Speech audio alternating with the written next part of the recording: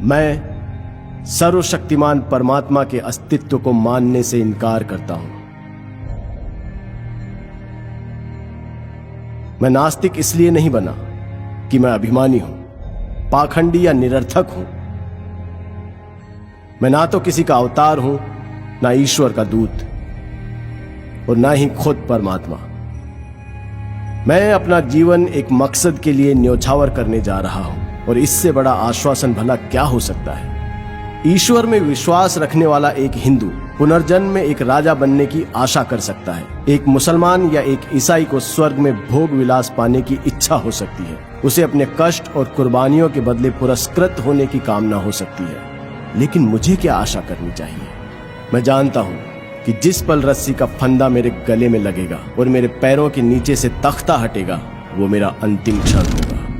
किसी स्वार्थ भावना के बिना, यहां या यहां के बाद किसी पुरस्कार की इच्छा किए बिना, मैंने अनासक्त भाव से अपने जीवन को आजादी के नाम कर दिया है।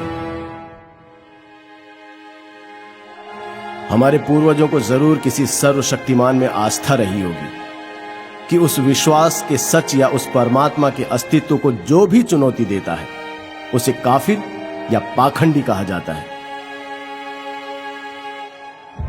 चाहे उस व्यक्ति के तर्क इतने मजबूत क्यों ना हो कि उन्हें झुठलाना नामुमकिन हो, या उसकी आत्मा इतनी सशक्त क्यों ना हो कि उसे ईश्वर के प्रकोप का डर दिखाकर भी झुकाया नहीं जा सकता। और इसलिए ऐसे व्यक्ति को अभिमानी कहकर उसकी निंदा की जाती है।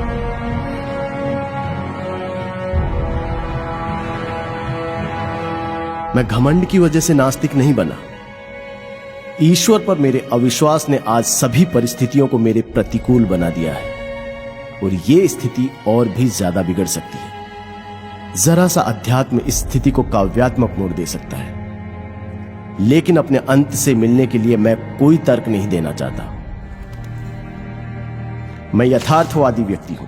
अपने व्यवहार पर मैं सिर्फ तर्कशील होकर विजय पाना चाहता हूं। भले ही मैं हमेशा इन कोशिशों में कामयाब नहीं रहा हूं, लेकिन यह मनुष्य का कर्तव्य है कि वो कोशिश करता रहे, क्योंकि सफलता तो संयोग और हालात पर ही निर्भर करती है। आगे बढ़ते रहने वाले प्रत्येक व्यक्ति के लिए जरूरी है कि वो पुरानी आस्था के सभी सिद्धांतों में दोष ढूंढे। उसे एक एक कर पुरानी मान्यताओं को चुनौती देनी चाहिए। उसे सभी बारीकियों को परखना और समझना चाहिए। अगर कठोर तर्क वितर्क के बाद वो किसी धारणा तक पहुंचता है, तो उसके विश्वास को सराहना चाहिए।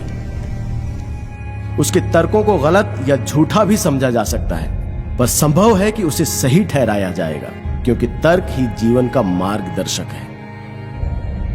लेकिन विश्वास, बल्कि मुझे कहना चाहिए कि अंधविश्वास बहुत घातक है।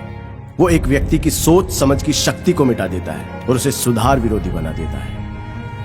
जो भी व्यक्ति खुद को यथार्थवादी कहने का दावा करता है, उसे पुरानी मान्यताओं के सच को चुनौती देनी होगी, और यदि आस्था तर्क के प्रहार को सहन न कर पाए तो वो बिखर जाती है। यहां अंग्रेजों का शासन इसलिए नहीं है क्योंकि ईश्वर ऐसा चाहता है, बल्कि इसलिए है क्योंकि उनके पास ताकत है और हम में उसका विरोध करने का साहस नहीं है। अंग्रेज ईश्वर की मदद से हमें काबू में नहीं रख रहे हैं, बल्कि वो बंदूकों, गोलियों, पुलिस और सेना के सहारे ऐसा कर रहे हैं, और सबसे ज्यादा हमारी बेपरवाही की वजह से।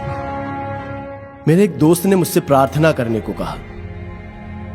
जब मैंने उससे अपने नास्तिक होने की बात कही, तो उसने कहा, जब तुम्हारे आखिरी दिन नजदीक आएंगे तब तुम यकीन करने लगोगे। मैंने कहा, नहीं मेरे प्यारे मित्र, ऐसा कभी नहीं होगा। मैं इसे अपने लिए अपमानजनक और नैतिक पतन की वजह समझता हूं। ऐसी स्वार्थी वजहों से मैं कभी प्रार्थना नहीं करूंगा।